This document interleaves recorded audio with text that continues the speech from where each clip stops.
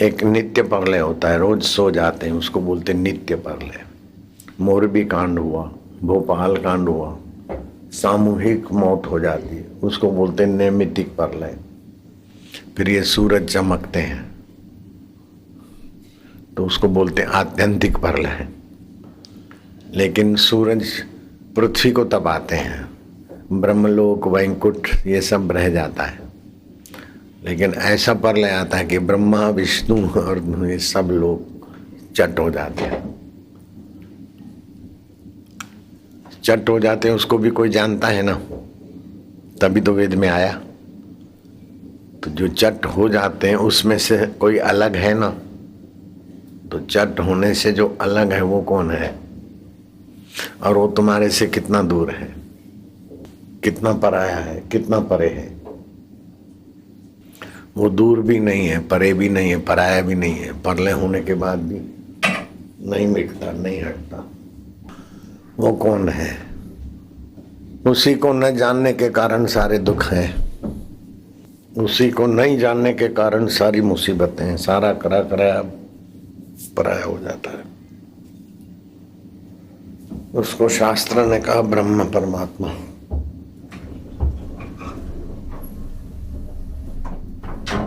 ब्रह्म परमात्मा किसको बोलते हैं? जैसे ये आकाश है, इसको भूताकाश बोलते हैं।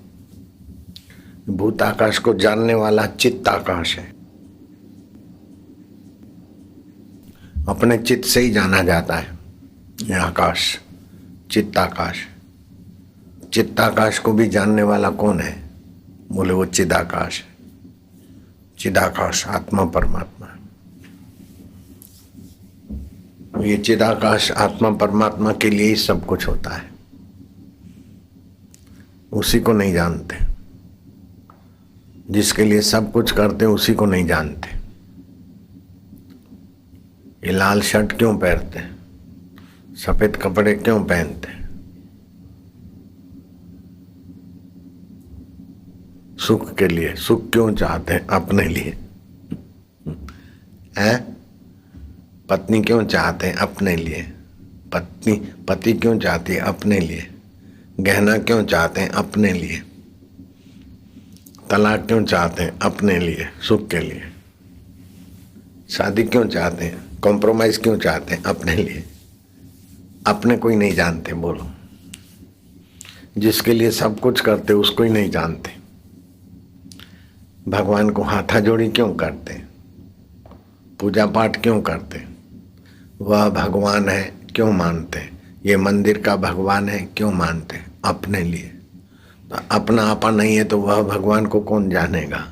यह मंदिर के भगवान को कौन जानेगा? जिससे सब जाना जाता है उसी को नहीं जानते, जिसके लिए सब पाते उसी को नहीं जानते। फिर भगवान कृष्ण कृपा करे रथ चलाते तो भी अर्जुन का दुख नहीं मिटता। राम जी के दर्शन करते हनुमान जी तो भी हनुमान जी की सेवा पूर्ण नहीं हुई। जब राम जी ने कृपा करके सीता जी को बोला कि उपदेश दो उस आत्मदेव का, तब हनुमान जी को विश्राम मिला। तुलसीदास जी बोलते हैं, राम कृपा हुई इस दास को पर मिला विश्राम। अपने देव को जानकर विश्राम मिला। दौड़ भाग चली गई, सुख के लिए जो दौड़ धूप थी वो चली गई। मारने का भय चला गया, जीने की वासना चली गई। निंदा का भय चला गया, वाहवाही का अहंकार चला गया। भूतकाल का शोक चला गया, भविष्य का भय चला गया, वर्तमान का आकर्षण चला गया। महाप्रलय भी कुछ नहीं बिगाड़ सकती, इतना निश्चिंतता और विश्राम मिल गया। इसको बोलते हैं ब्रह्म विद्या, आत्मविद्या, आत्मज्ञान। दूसरे सारे विश्व के जो ज्ञान है,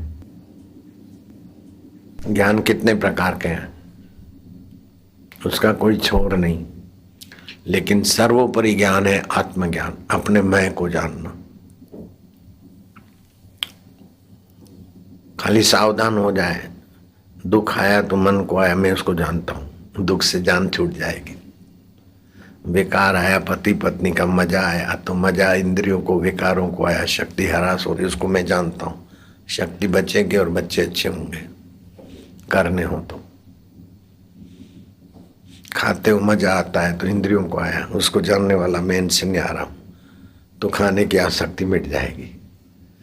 खाओगे स्वास्थ्य के लिए, देखोगे व्यवहार के लिए, लेकिन अपने आप में भी आओगे। सुबह नींद में से उठोगे तो मैं, मेरे लिए ही सब कुछ हो रहा है। ओम शांति। अपने मैं का आनंद।